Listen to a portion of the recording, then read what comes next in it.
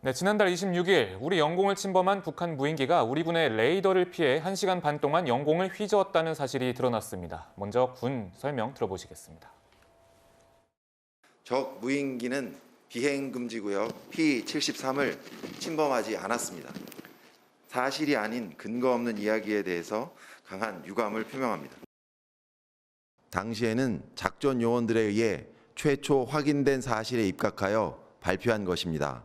이후 전비태세검열실이 종합적인 조사 과정에서 정밀 분석한 결과를 설명드리게 된 것입니다. 다만 두 가지의 차이로 인해 언론 보도에 혼란을 초래한 것에 대해 유감스럽게 생각합니다. 구자홍 차장님께 네. 질문 드리겠습니다. P73이면 도대체 무슨 용어냐 궁금하신 분들 많으실 텐데 네. 비행금지 구역이라고요? 어떤 의미인가요? 그러니까 이제 주요 시설을 방어하기 위해서 그 안에 그러니까 반경 3.7km 이내에는 어떠한 비행체도 들어와서는 안 된다.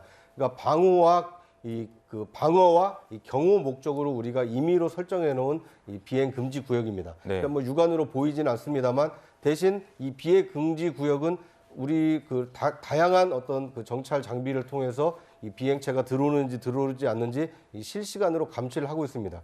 그런데 이번에 이제 북한의 무인기가 우리의 그 감시망을 뚫고 레이더 감시망을 뚫고 들어왔다 간 것이 실시간으로 포착이 돼서 우리가 그걸 격퇴시켰으면 아무런 문제가 없는데 들어왔다 갔는지를 들어왔을 때도 몰랐고 그리고 한동안 모르고 있다가 나중에 정밀 검사를 통해서 알게 됐다. 그러니까 금지 구역을 설정해 놓고 이걸 지키지 못한 꼴이 된 겁니다. 네. 이래서 지금 문제가 되고 있는데 이제 이 무인기는 이제 지금까지의 어떤 뭐 전투기라든지 어떤 그 위력적인 무기와 좀 다른 새로운 무기 체계이기 때문에 아마 새로운 어떤 방어 태세, 전비 태세가 아마 좀 요구되는 사항이다 이렇게 볼 수 있을 것 같습니다. 네, 소장님 지금 무인기가 저희 채널A 보도를 통해서 알려진 것이 청와대와 시청 사이를 가로질러서 비행 금지 구역으로까지 갔다고 해요. 어떻게 무인기가 이렇게까지 교란 비행을 할 수 있었을까요? 그러니까 말입니다. 네. 지금 이 부분이 그러니까 이 영공을 침범하고 나서 군이 여기에 대응을 지시한 것이 들어온 지 1시간 25분 이후에나 그게 됐다는 거 아닙니까? 그러니까 1시간 25분 동안은 영공을 침범한 무인기들이 그냥 활개를 치고 자기 원하는 대로 다 다녔다는 거예요. 심지어는 지금 비행 금지 구역까지 와서 지금 국정원에서는 대통령실 사진 촬영을 했을 가능성도 있다라고 시인을 하고 있어요. 네. 이 정도면 사실상 완전히 우리는 안보의 어떤 허점을 노출시켰다. 이 부분에서 대응 태세가 완전히 미비했다라고 비판을 해도 진짜 과언이 아니라고 생각을 해요. 제일 중요한 거는 이런 부분에서 이제 이렇게 허점을 보였으면 사실상 무엇이 잘못됐고 사실이 무엇이다라는 것을 정확하게 국민들에게 말씀을 드리고 다음부터는 이렇게 재발 방지 안 하겠다는 얘기를 해야 되는데 처음에는 얘기가 달랐잖아요. 그랬다가 또 다른 얘기를 또 합니다. 그것도 대통령이 이걸 공개적으로 얘기를 하라 그러니까 그때 가서 이제 얘기를 하는 장면이 나와요. 네. 그러면 우리가 어떻게 사실상 어떻게 보면 우리가 군에 우리의 생명을 맡겨놓고 있는 거잖아요. 그런데 어떻게 우리가 군을 신뢰할 수 있겠어요? 이런 측면에서 본다면 지금 이번 경우는 굉장한 안보의 공백을 보여준 것이기 때문에 저는 다시 이런 일이 발생할 수 않도록 네. 국방부나 뭐 모든 관련 어떤 기관들이 대책을 세우고 국민들에게 어떤 대책을 설명하는 그런 기회가 있어야 된다라고 생각을 합니다. 네, 이동우 의원님, 네. 또 여권을 중심으로는 문재인 정부 때 9.19 군사합의로 훈련을 많이 하지 않아서 이런 상황이 발생한 거다 이런 주장을 펼치고 있는데 어떻게 보십니까? 뭐 충분히 그렇게 주장할 수 있고 방공망뿐만 아니라 그 문재인 정권 5년 동안에는 한미 연합 훈련을 비롯해서 우리 군의 훈련이 굉장히 위축됐고 그게 이제 9.19 합의 때문이라는 거는 뭐 부인할 수 없는 사실 아닙니까? 그래서 이번에 그 윤석열 대통령도 합의에 대한 그 무효 효력 정지 검토한다고 하니까 이 부분에 대해서는 이제 뭐 앞으로 그 결과가 나올 것 같고 아까 우리 조 앵커가 저희 제기했던 북한의 무인기가 그 우리 방공망을 피해서 서울 예. 항공을 활보했다는 얘기는 조금 더 이제 심각한 얘기입니다.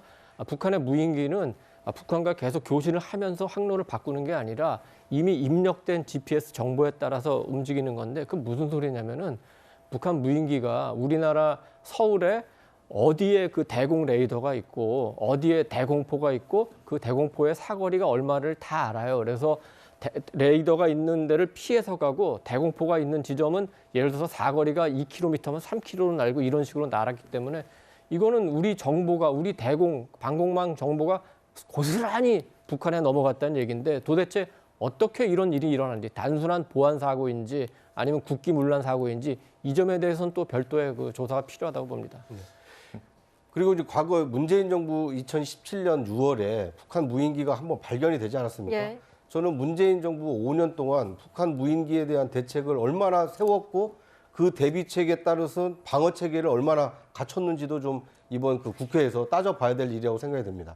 왜냐하면 이게 무인기가 처음 내려왔으면 모르겠지만 5년 전에도 내려온 무인기가 얼마든지 그 예측이 가능했음에도 불구하고 지난 5년 동안 얼마나 우리 군이 또는 우리 정부 당국이 방어 체계를 구축했는지 안 했다라면 왜 안 했는지 그리고 앞으로 어떤 그 대비책이 필요한지 국회에서 잘했다 잘못했다를 논하기 이전에 과거의 잘잘못을 따져서 앞으로는 그런 잘못이 되지 않도록 이 대안을 마련하는 것이 좀 중요한 시점이라고 보여집니다. 네, 정 부위원장님, 정치권에서 그러니까 야당에서는 윤 대통령의 사과 그리고 책임자 문책을 요구하고 있는데 대통령실에서는 자체 조사를 지켜본 뒤에 하겠다라고 입장을 밝혔어요.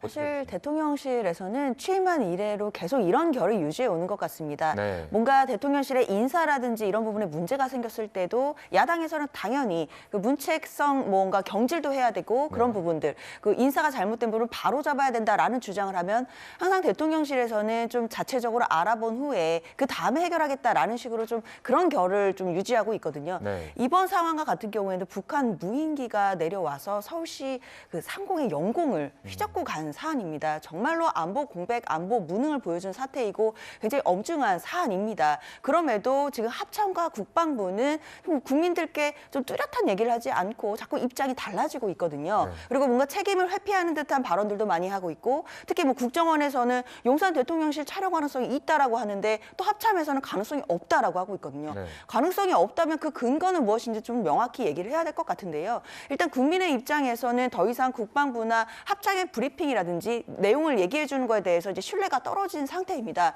그럼 대통령실에서도 자체 감찰을 통해서 그 후에 뭐 문책을 하겠다 이런 취지는 이해하겠지만 네. 적어도 국민들께서 불안해하시는 것 그리고 북한의 지금 다양한 도발 그리고 수위가 점점 높아지는 도발로 인해서 국민들의 마음이 심리가 동요될 수 있다는 부분도 충분히 좀 감안하셔서 이 부분에 대해서는 좀 신속하게 뭐 문책이 되었던 경질이 되었던 진상 파악이 되었던 이런 결과가 좀 빨리 나와야 될 것 같습니다. 네, 알겠습니다. 이동 의원님께서 말씀하셨듯이 방공망을 비롯해서 저희 안보 태세가 하루빨리 좀 재정비돼야 할 것 같은데요.